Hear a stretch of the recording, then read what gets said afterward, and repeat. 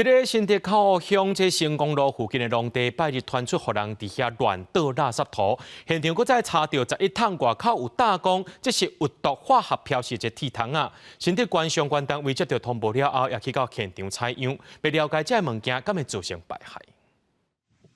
工厂外口互废土蹲甲甜，经我一看，阁有几来废弃的铁桶，顶悬打有毒的化合物 SDS 紧丝。带附近的民众听到消息，拢感觉真烦恼，就惊影响到当地水源。当然卖惊，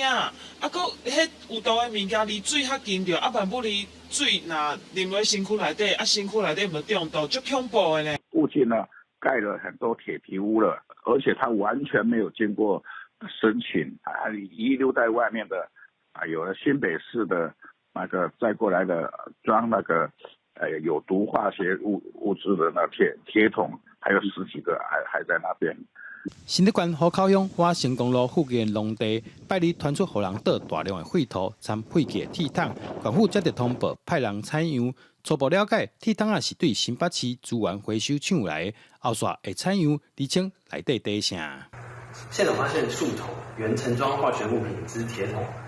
其内部已被填充混凝土及钢筋。现场情形已经涉及违反废旧清理法第41条、46条之规定，因涉属刑事规定，本案已请湖口派出所协助侦办，将安排